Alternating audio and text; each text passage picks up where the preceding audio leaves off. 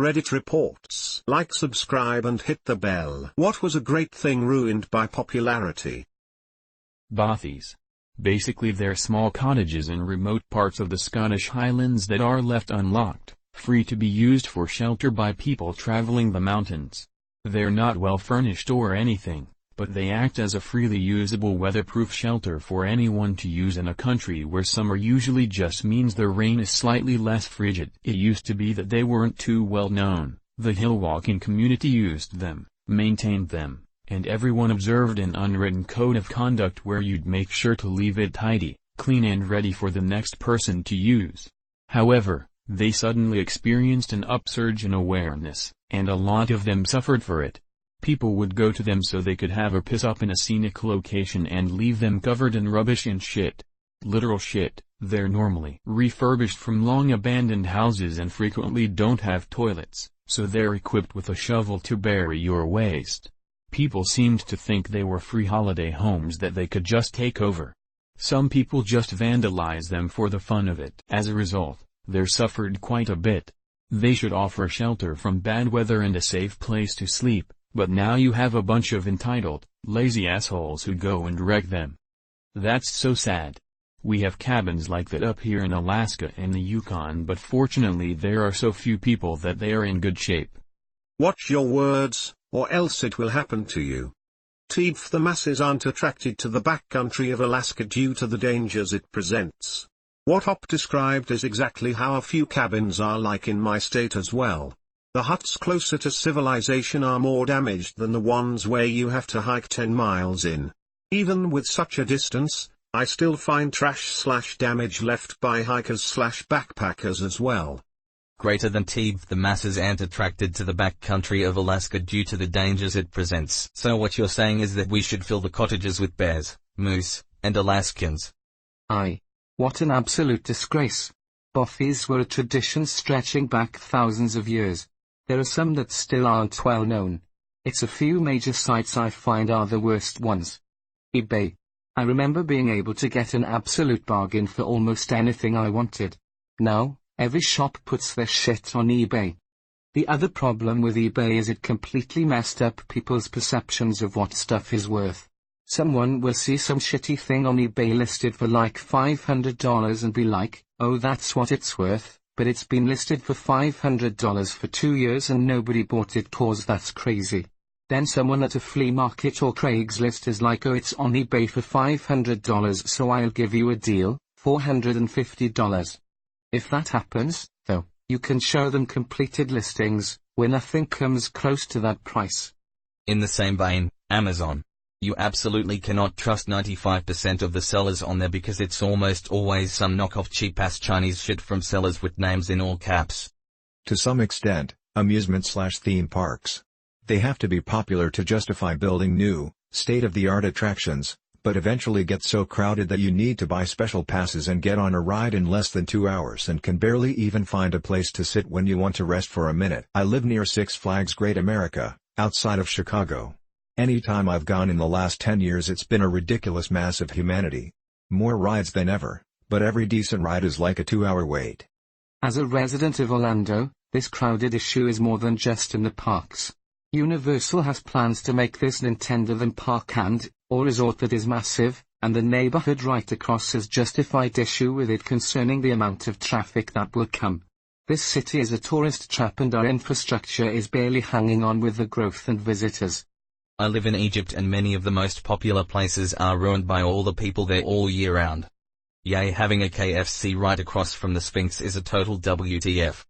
Holy shit, are you serious? He did an episode of No Reservations once in Rome and didn't show any of the restaurants from the outside. If no one knows where the restaurants are, they won't be overcrowded with tourists and become inaccessible to the locals. Really respectable of him. That was parts unknown.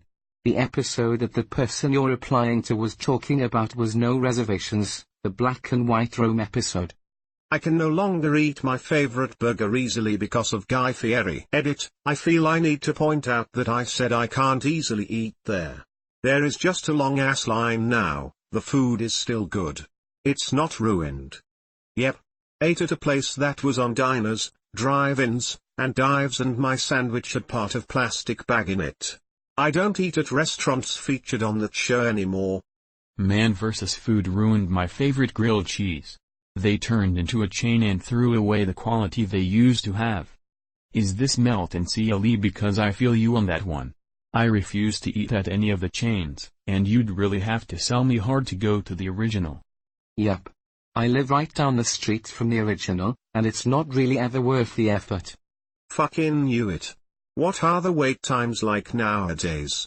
I haven't lived in Cleveland for 6 years, but I remember shortly after that episode aired the place went from getting a table in 20 minutes at most during peak hours to a 4-hour wait.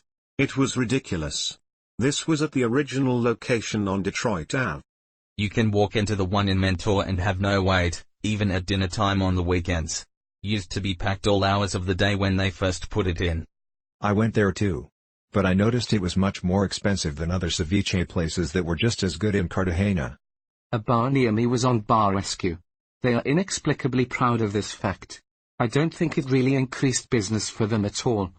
Have you ever noticed there's a threshold where a song gets too popular and will live on with the memory of everyone thinking it was overplayed and annoying? This is why I hate Radioactive. 4 months straight, hearing it every morning and afternoon on the school bus did it for me. I'm waking up to ASH in dust. I wipe my ass and I slap my nuts. I'm breathing in my testicles. Oh whoa. Despacito. The summer it was popular, I remember turning on the radio and switching through stations, and it was always on at least one. Still to this day can't listen to I Don't Want to Miss a Thing by Aerosmith. Fucking Armageddon. Oh god, remember that. Also, and I Will Always Love You.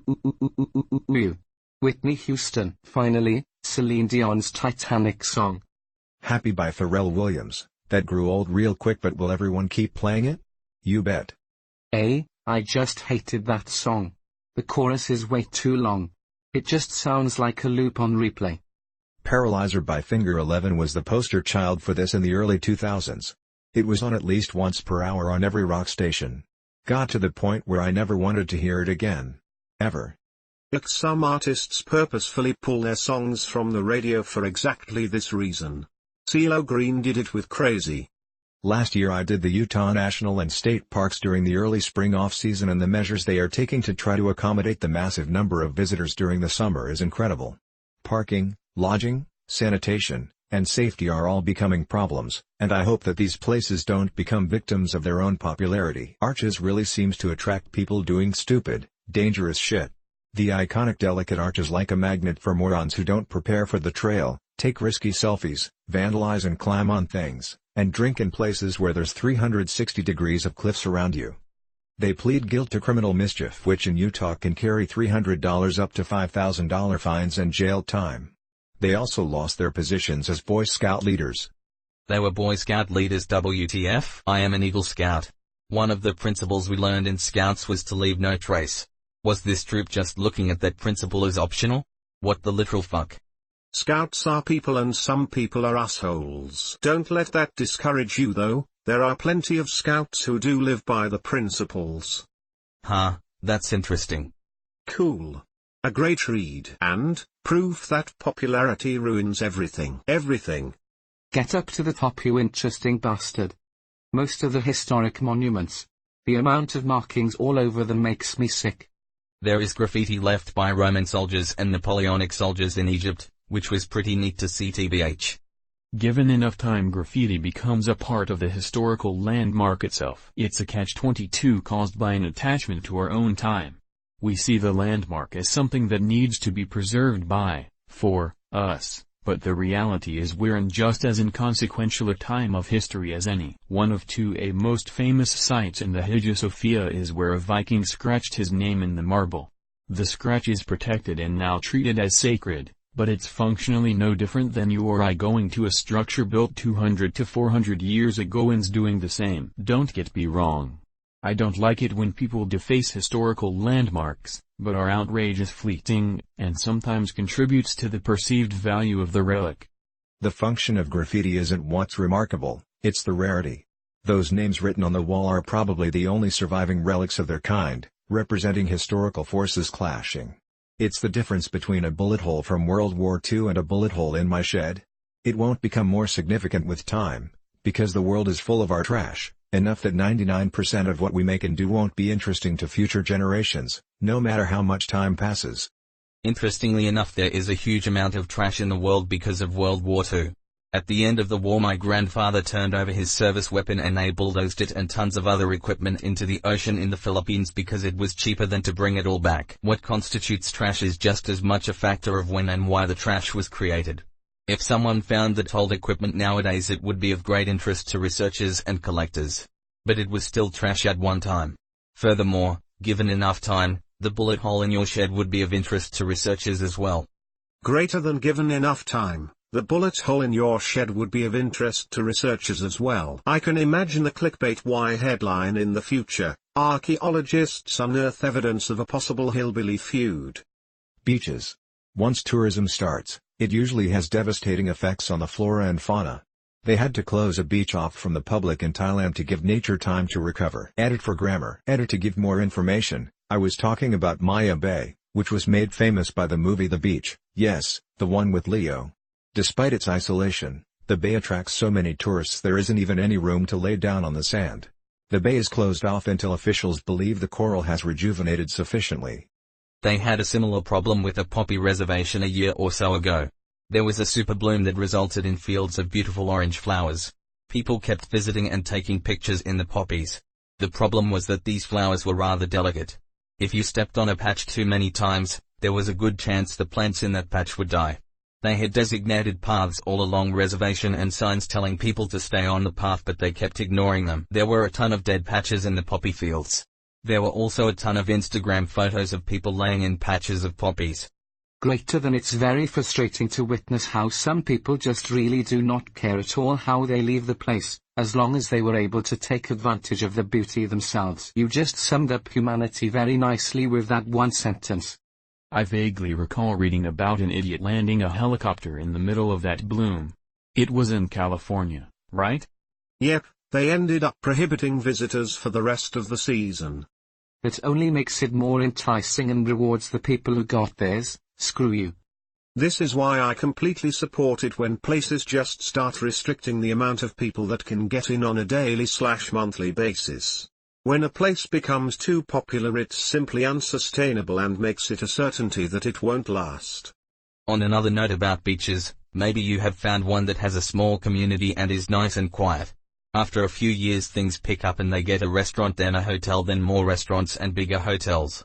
After 20 years it's no longer what you remember and is overpopulated. The Outer Banks in North Carolina is like this. I'm old enough to remember it being a small set of towns that was primarily for people to come and fish. Now it's covered in shitty tourist shops and has no charm. Best time to go now is the off-season and deal with winter. Fishing hasn't been the best either. Same with Boracay in the Philippines. I never knew how big of a problem tourism was until I saw the Barcelona tourism documentary. It's like, way beyond anything I could have ever imagined. Just a fucking sea of tourists packed in the streets. Entire portions of the city are completely insufferable. The tourism to Mount Everest has become the primary income for a lot of people in that area, so it's not surprising the guides and Sherpas continue to take people up in large numbers, but it does seem sometimes like the numbers are unsustainable and downright dangerous. I've never been there and never will go, but it fascinates me, so I read about it all the time. So much litter at or near the summit and all along the way up. The Sherpas do try to clean what they can, but up in the death zone, every ounce of what you are carrying matters tremendously, so very little can be done to get rid of all the oxygen canisters and things left laying around. The fine is almost pointless. If the expedition costs $18,000 for Sherpa and climbing permit, gear and other arrangements costs $9,000, littering fine costs $5,000, then the total is $32,000 to climb Mount Everest. The people who pay that kind of money don't care if it's $32,000 or $27,000. While they might try to pick up their trash at camp and get it to the big trash pile, if it comes down to life or death at the top, they aren't going to hesitate about $5,000 to leave a couple oxygen canisters and bags of poo behind. Greater than the fine is almost pointless. Almost pointless. It's essentially a climbing tax, but one that's only paid by underprepared or overcommitted parties. If you're properly prepared for the expedition, then there should be no need to leave gear and refuse on the mountain, so you won't be assessed a fine. You're right though, the guide services on Everest are essentially going to bake this into the cost of their offerings for their tourists as a cost of doing business. But at least it's the responsible parties, the tourists, paying the costs, not the capable mountaineers. Yeah, I completely agree. There are certainly a lot of people that shouldn't be anywhere that mountain, but they have enough money that they don't get refused. That's where the problem lies.